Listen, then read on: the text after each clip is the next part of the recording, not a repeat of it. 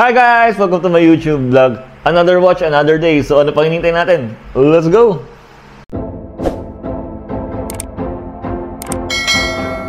So alam niyo naman sa vlog ko, anything under the sun, kahit anong mahawakan ko. So recently, I'm just collecting watch. Ayun. So gusto ko nang introduce sa inyo. I want to be proud new owner of one of all this. Yan.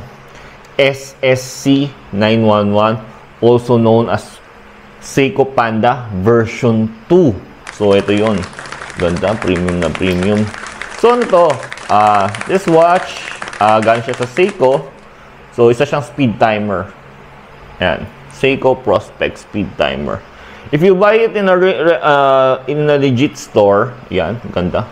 Pag-usapin natin, it comes with a box, manual, lagayin niya, meron din siya, and then meron siyang ganitong card, mga card, warranty card, yan. Tapos yung pinakakailangan mo, yan, certificate, yan, guarantee na, original yan. So don't buy things na walang ganun, kasi nga, baka peke yan, malugi ka pa. How much is it? It costs around 39,600. Ay nasa retail price ng mga ng mga sa mismong store, ganda. So it's chronograph for solar chronograph siya. Ibig sabihin nun, i-charge mo lang siya. Yan forma. Ayos ba? Mayabang ba? So it's my first watch. Legit watch. I have watched din naman ng mga Casio, tag 5K, 4K. But this one is really expensive para sa akin for the price range. Siyempre, alam naman tayo. Ayun kaagad ang tinignan ko yung presyo. So, para sa akin, sa big deal. Maraming salamat sa wife ko about it. So, ang movement niya is Caliber V192. It's solar, 15, and then precision niya is 15 seconds per month. Operating months, almost 6 months siya kapag na fully charged. Ayan, function, basahin ko lang siya muna. Ayan, 24 hands equipped with small hand chronograph with 60 minutes and 15 seconds increment. Power indicator, date display. Tapos yung case at saka band niya, it comes with stainless steel. Yan, stainless steel yan. Thickness niya is 13 mm case size. Diameter is 41. Ayan. Lug to lug is 45.99 mm. Sapphire crystal. Yung crystal coating niya is anti-reflective coating in inner surface. Lumibright on hand index, yan. Tapos yung niya is, clasp niya is 3-fold, clasp with push button release, and bracelets na 197 mm and then 21 mm. And then other details is water resistant, 10 bar. Yan, magnetic. Tapos weight is just 164 kapag full siya. Tas Yachtmaster function and screw case siya.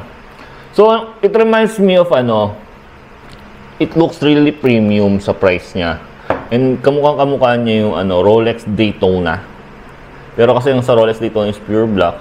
But dito is ayan. Ito lang yung black niya. Ang ganda, diba? So I'm showing this in yung 4K. Yan, 4K yan. So maganda yan. So comparison mo. If you're gonna buy this one, yan. Kasi sa likod niya, ayan. Tapos, ayan yung launch niya. So, ito yung timer. Kaya, ito pinindot mo.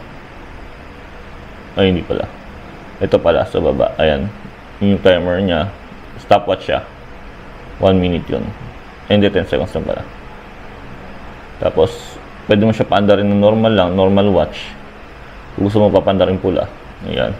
So, it comes with date na rin. Yung battery niya, kung full pa siya or and then ito yung seconds, and then 24 hours na clock time. Naman, there's nothing to wala naman, di naman ako professional watch, pero I think it's one of those piece para sa akin. Kung if you're gonna start like me collecting watches, I must have it. Sa Seiko, kagaya nun, we don't have the unlimited budget to have. Ito yung sa mga tipo na gusto lang mag-start or can afford this kind of luxury watch. Para sa akin, luxury na siya, 50K. Almost 40, 50K. Yan ang forma. Pwede mo siyang eterno lang. Pwede mo siyang gamitin everyday use. Pero syempre, sayang pa ng gasgasan.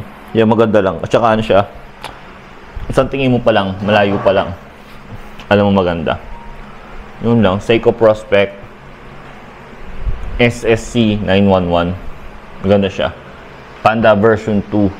Hindi ba, kasi yung Panda version is like, puno lang siya. Yun lang. Ganda naman siya. Yan. Yachtmaster 500. Yan. Must have it.